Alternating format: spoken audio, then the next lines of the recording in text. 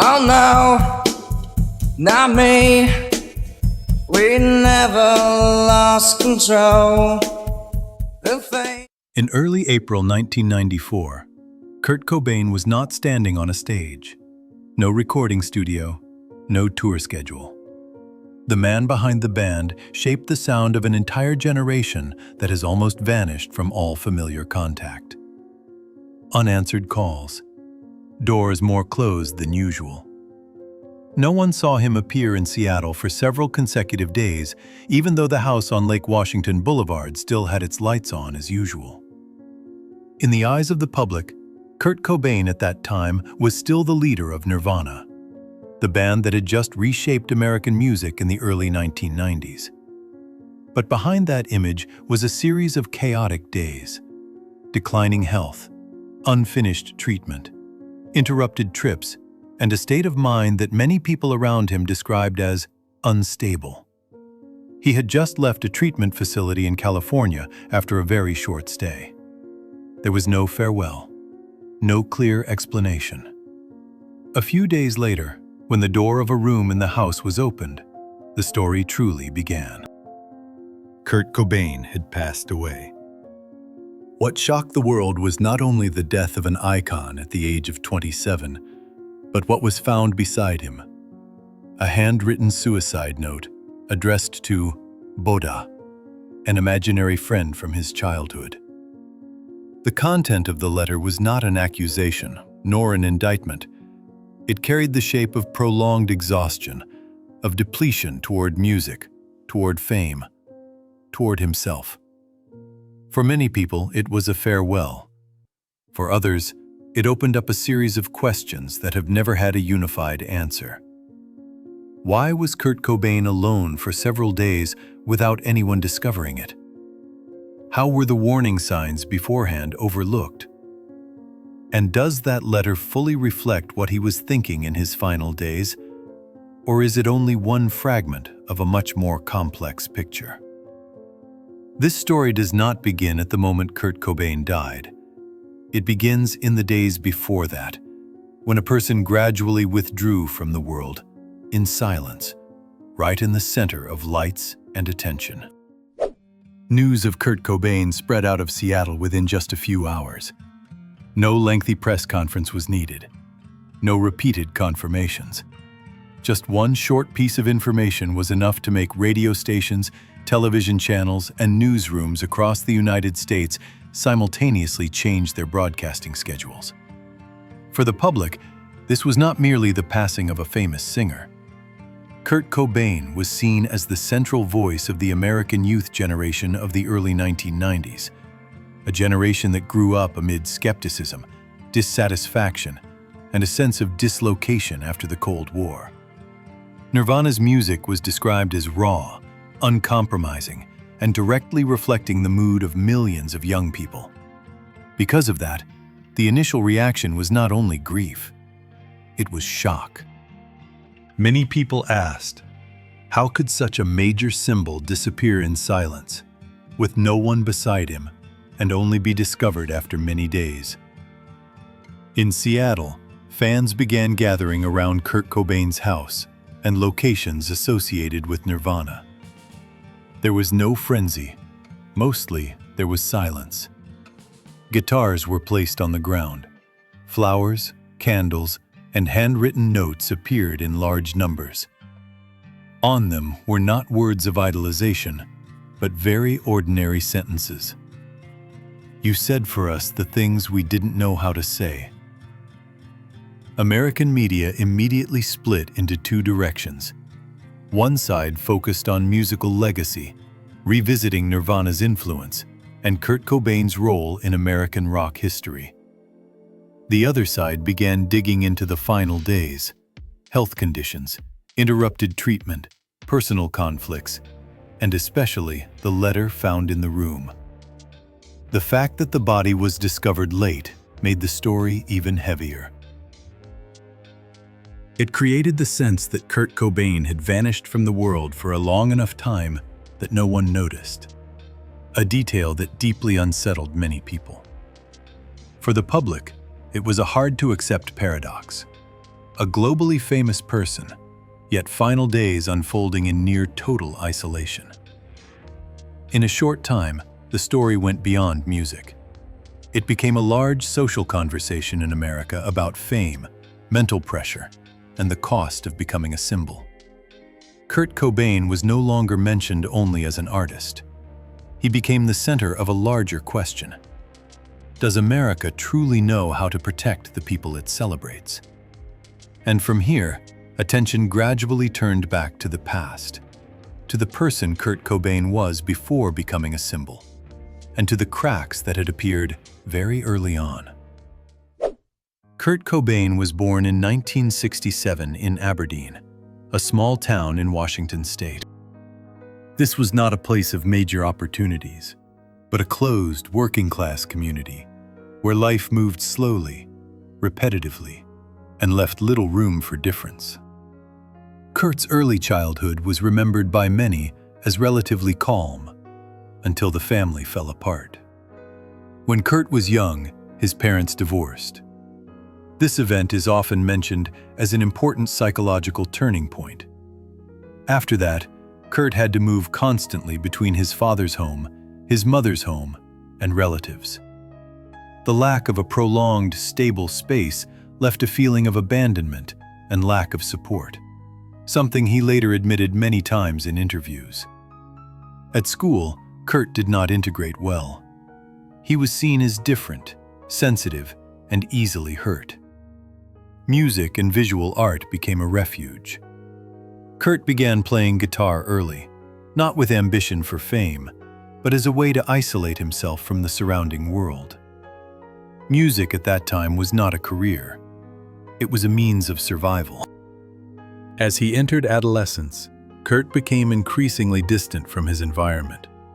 Fractured family relationships, the feeling of belonging nowhere, and pressure to be normal in a conservative town caused him to withdraw further. This was also the period when Kurt began showing signs of mental instability, though they were not yet taken seriously. Punk music and alternative rock at that time gave Kurt a new language. It did not require perfection. It allowed the expression of frustration, exhaustion, and resistance. Kurt did not need to explain who he was. He only needed to play music. And that was when the path toward Nirvana began to take shape. The early years of pursuing music were not romantic. Nirvana was formed under conditions of scarcity, performing in small spaces before small audiences. But it was during this period that Kurt began building the image of an uncompromising artist, an image that later became central to his entire career, and also the greatest source of pressure. Notably, even before becoming famous, Kurt had already expressed exhaustion with himself many times. Negative thoughts, feelings of emptiness, and fear of being misunderstood were not things that appeared only at the end of his life. They existed very early, quietly accumulating, waiting to erupt when the stage lights shone directly on him. From a boy growing up in instability, Kurt Cobain gradually became the voice of an entire generation. But that transformation did not erase the initial cracks. It only covered them until they could no longer be covered. When Nirvana released Nevermind in 1991, everything changed almost overnight. Kurt Cobain, who had once played music in small spaces, suddenly became the face of a generation. His music was everywhere. His image flooded newspapers, television, and charts. But fame arriving too fast did not bring a sense of victory. For Kurt, it felt like constant pressure. He repeatedly expressed discomfort at being called a symbol when deeply personal music was boxed into a mass product. Lyrics born from inner instability were now analyzed, commercialized, and interpreted in ways he could not control. Alongside the pressure of fame were ongoing health problems. Kurt frequently complained of physical pain, especially stomach pain, which weakened him for long periods. Unstable treatment and psychological stress made the condition increasingly complex. This was not a side detail, but but a factor directly affecting his mental state and ability to control himself. During this period, Kurt began to rely on substances affecting the nervous system. According to later documents and accounts, this was not a momentary behavior, but a cycle. Physical pain led to attempts at relief, which then caused mental consequences. Those around him noticed he became increasingly withdrawn, easily fatigued, and difficult to communicate with. Kurt's personal relationships were also under immense pressure. His marriage to Courtney Love took place in a context where both faced intense media scrutiny. Every action, statement, even silence was analyzed and assigned meaning. As a result, private life almost ceased to exist. Even so, Kurt continued performing and writing music. The album In Utero was released as a direct reaction to previous commercialization. The sound was rougher, the lyrics heavier, and less accommodating to mainstream taste. But even while trying to reclaim artistic control, Kurt could not escape the pressure cycle. Signs of collapse became increasingly clear. Shows were canceled, schedules constantly changed, and periods where Kurt almost disappeared from public view. Those close to him began to worry not only about his career, but about his personal safety. Most importantly, this was the period when Kurt repeatedly expressed profound exhaustion with life. Not in a sudden outburst, but as a prolonged, simmering feeling. Fragmented words, personal letters, and erratic behavior showed that he was standing at a fragile boundary between continuing and letting go. All these factors did not appear separately.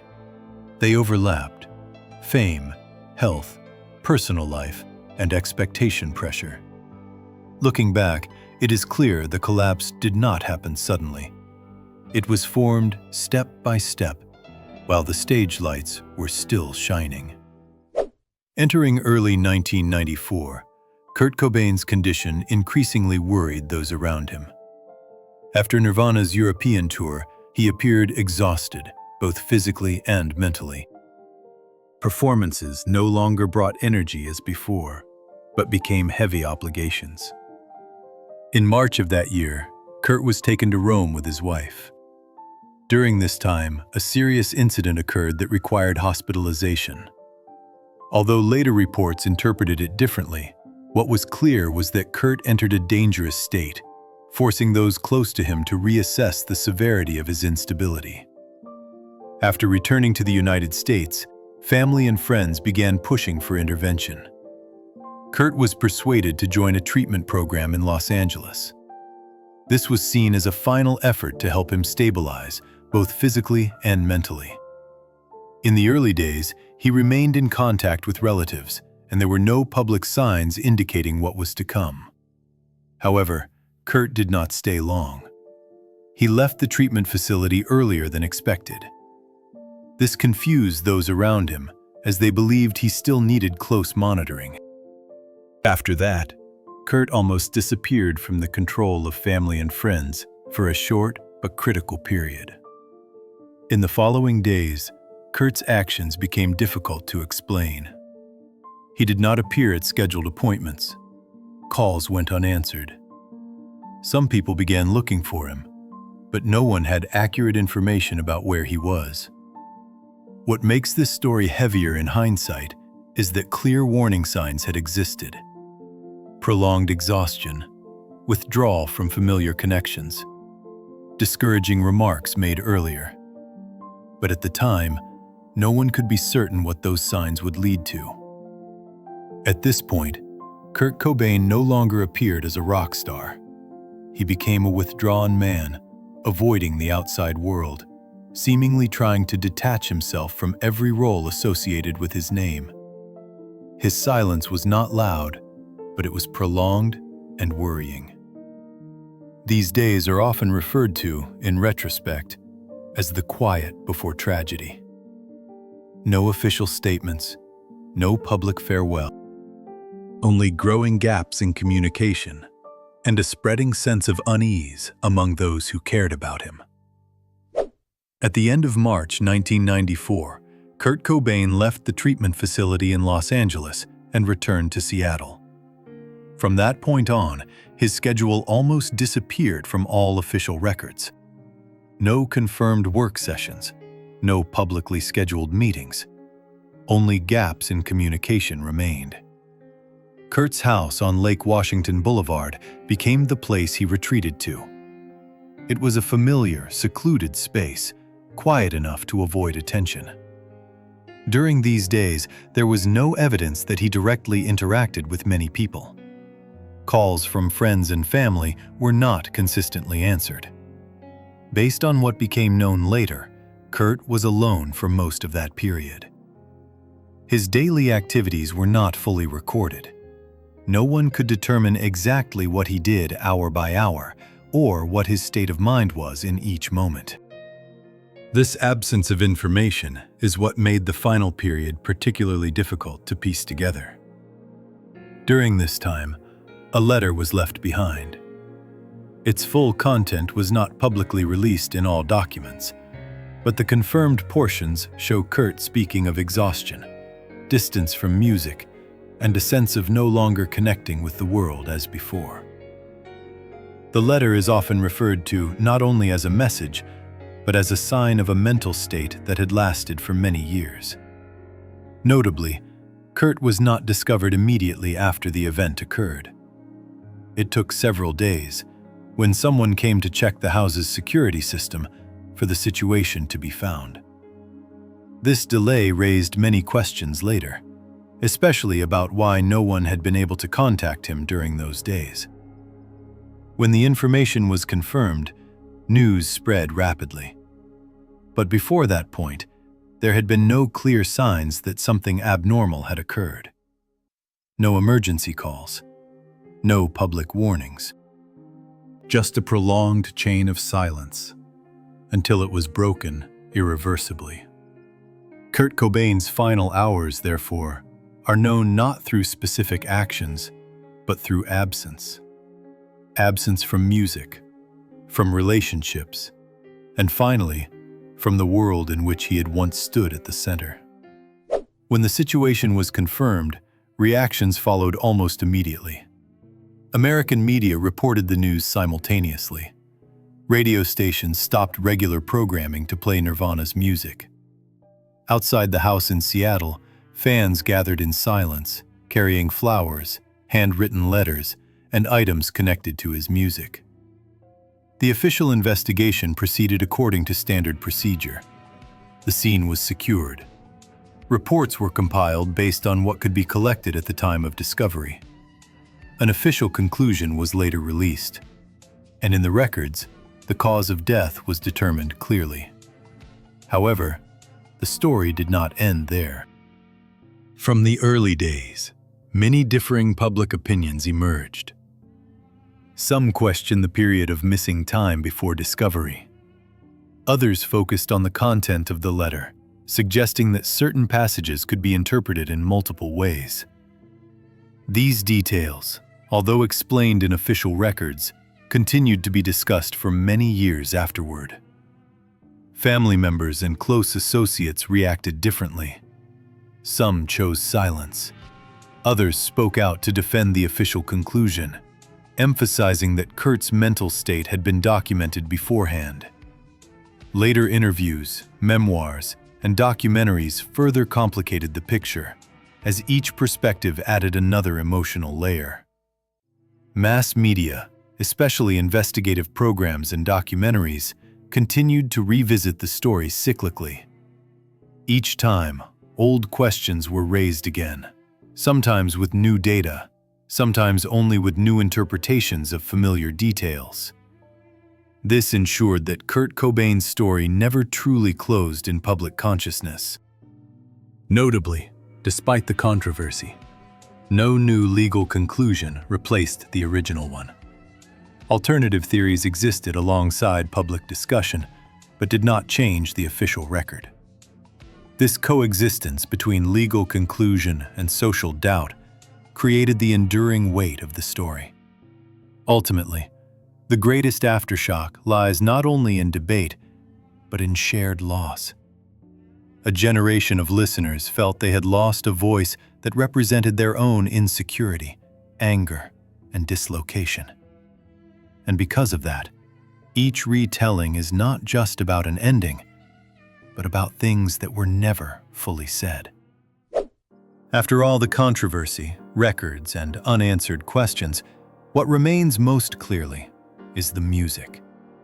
Nirvana's songs continue to be listened to, not only as products of a period, but as raw emotional records of a person constantly struggling with himself. Kurt Cobain is not remembered for the way he died, even though that moment always casts a shadow over the story.